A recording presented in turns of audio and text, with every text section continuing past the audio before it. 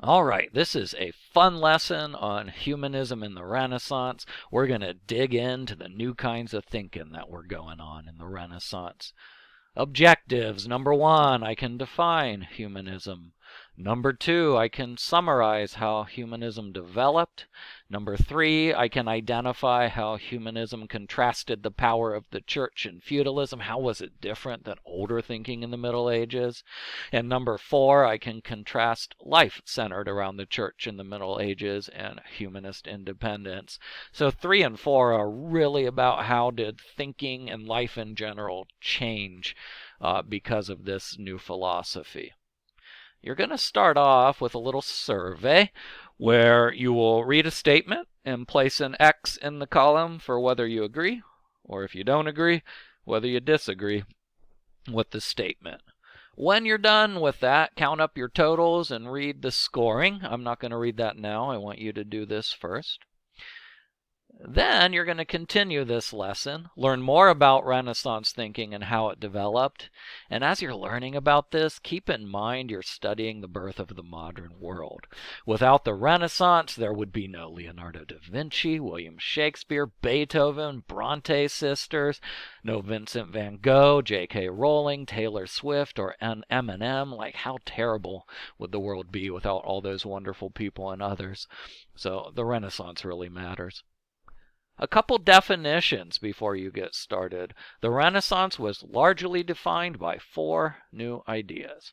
Humanism is the belief that people have beauty, worth, and dignity. People matter. They're important. Secularism is the belief that this world and life are worth studying and living for now, not just as preparation for the afterlife. We shouldn't only be worried about what happens when we die. There are other things for us to put our attention to.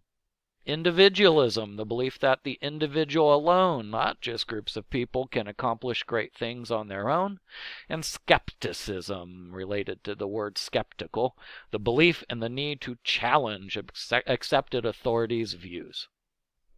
In addition, some words you should know. A Renaissance man or woman is a man or woman who can do many things well, such as writing and painting, and who knows about a lot of different subjects. Leonardo da Vinci was an artist, a scientist, a writer. He did a lot of cool things, and there are others you'll learn about in this unit. Finally, a market economy you're going to hear about. That's an economic system in which companies are not controlled by the government, but decide what they want to produce or sell based on what they believe they can make a profit from. And this really gets going in the Renaissance and helps lead to the Renaissance. You're going to watch a study.com video or read the transcript if that's easier for you, and then answer these questions. When you're done answering, watch the answers video that I will post to check your work.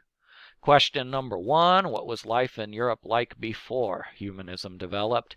Think about the feudal system, the Dark Ages. Think about Europe after Rome fell and what it was like. The video will explain that. Number 2, how did humanism develop?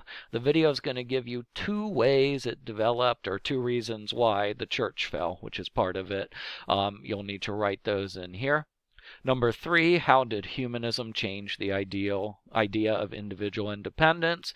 And number 4, how did humanism change individual interests? Number 5 is a personal connections question. I want you to have some fun with this. You're going to pick one of these prompts to respond to. Like the first one, how do you seize the day? How do you live for the day?